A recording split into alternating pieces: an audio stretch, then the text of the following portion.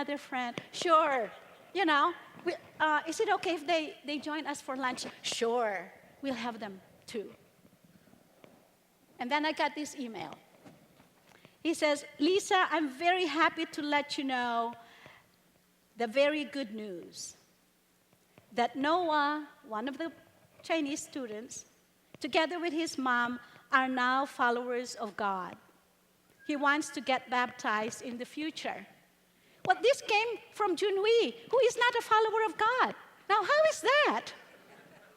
He was so excited that Noah was a follower of God, and he ends his email with, love never fails. He turns to me at church and says, I've heard that word before. I didn't know that's from the Bible. God is bringing the world to us. Are we looking? Are we attentive? Is our heart open? Is our home open? Last weekend, I was at a conference in St. Louis, and the Chinese came up to me and said, you know, I thought these Christians are crazy because they said Jesus would change my life. I was sure they were crazy, but I was wrong. It just took time. Now I'm a follower of Jesus. I turned around and met another person, and he's from a Muslim country, and he tells me he too found Jesus. How many Muslim students come to know Jesus just like that? My dear friends, the Spirit of God is at work. The Spirit of God is at work, and I love you so much that I want you to be part of it. I don't want you to just listen and see and hear other people's experiences. I want you to know it firsthand. I want your church to experience it firsthand. At the end of the weekend, I gave a talk about Jesus, inviting them. The invitation of Jesus is to come and see. The invitation of Jesus is come and taste that the Lord is good. The invitation of Jesus is, come, those who are weary and are heavy laden. The invitation of Jesus is, come and follow me. And I talked about the prodigal son, and I said, the invitation of Jesus is, come home. Come home. All of those students had experienced the love of Christ because the Americans, the ethnic-specific groups on campus reach out to them with love.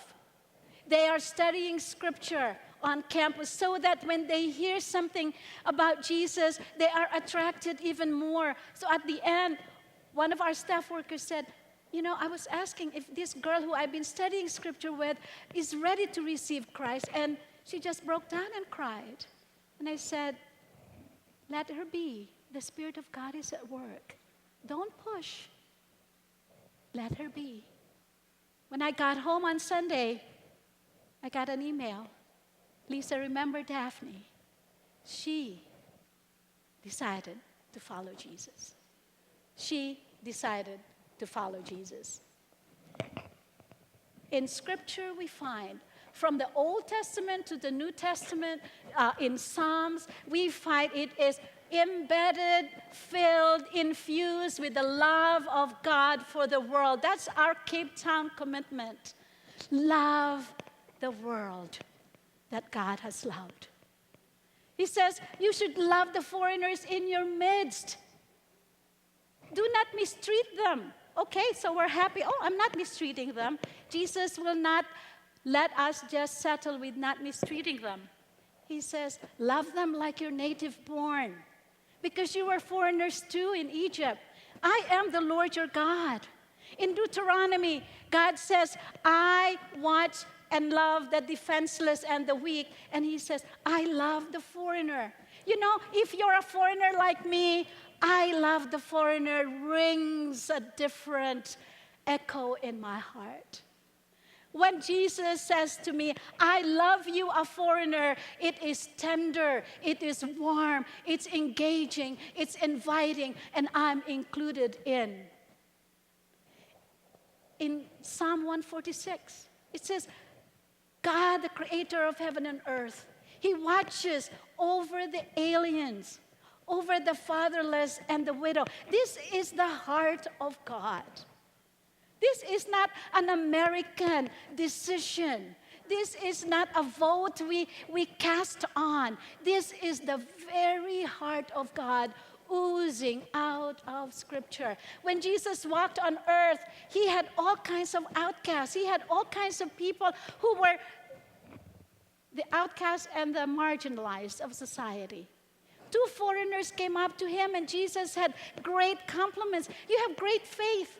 The Syrophoenician woman came up and said, would you heal my daughter who is demon-possessed? What do you remember Jesus said? Oh, it's not right to give to the food because the children should have it first. It's not good to give it to the dogs. It was a foreigner who pushed back and said, Jesus, even dogs will eat the crumbs. Even dogs will eat the crumbs. And then we see in Revelation, who will be standing at the throne? Not blonde, blue-eyed alone, my dear friends. Not only my Afro-American friends, but people from every tribe and tongue and nation. That is our international God. The opportunity is here. We have Ethnic American Network that is geared to reach the ethnic people in this country. And you will see more brochures about that.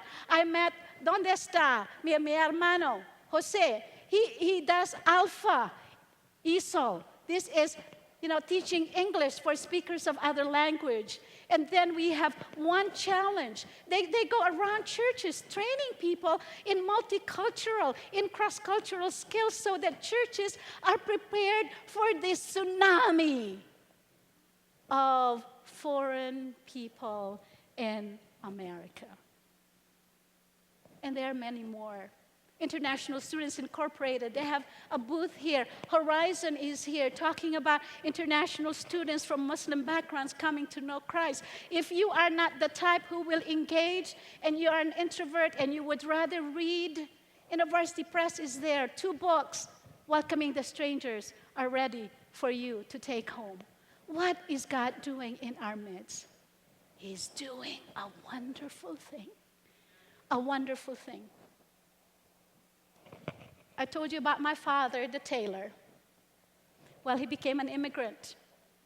He came to the United States with my mother, but they had a burden for other immigrants, other Filipinos who have come to the United States. God called them in their mid-70s to start a church in San Diego. No training in seminary, no training in doing ministry, except they had one very important ingredient and qualification. They love people. They loved people. So they headed off to San Diego and lived in a senior citizen apartment and started loving people, serving people. And before long, in partnership with a retired American missionary, they established a church, which is a thriving church even today. When they moved to the East Coast and living with me and my sister was involved in international students, had all kinds of students come to our home. My father wasn't used to all kinds of people, colors that he was not comfortable with. So one day, my father said to me, Lisa, I don't know what's going on, but there are just some students that you bring here and your sister that I'm not comfortable with. What do you mean, Dad? First, it's amazing that an older Asian man will be sharing his weakness to a younger, number 6 of 7 children. That's already the work of God right there. I don't know, but whenever I see these people from Africa, my blood boils. You see, there was no word in my language for prejudice. And the only word that he could find is, my blood boils. And I felt sorry for my father, and I said, I understand. Give yourself time. Give yourself time. You will get to know them. But here he was, convicted and confessing his own inadequacy to cross cultures. And lo and behold, Marcus from Angola shows up at the door. Huge man. As soon as he comes in, he scoops my father in his arms. He was raised by his grandfather. My dad was eligible because he had his crown of gray hair.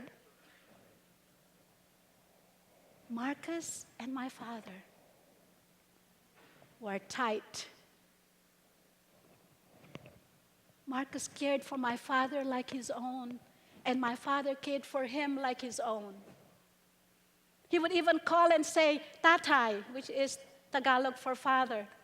There is a professional game at the stadium. Let's go. I couldn't convince my dad it's all fake. Yeah, Marcus says, let's go, we will go. When there was no money for his scholarship at the American University, who was looking for jobs? Who was looking for money? My dad. So together they mowed the lawn of the neighbors so Marcus would have some money. We have pictures of the children in the basement. 7 of our siblings, all college graduate, and my father and mother would say, our pride and joy. In Asian context, they're also your insurance policy. And then they say, but we have number 8, remember? Marcus is number 8. Later on, Marcus became the Angolan ambassador to the United Nations. Who would have known?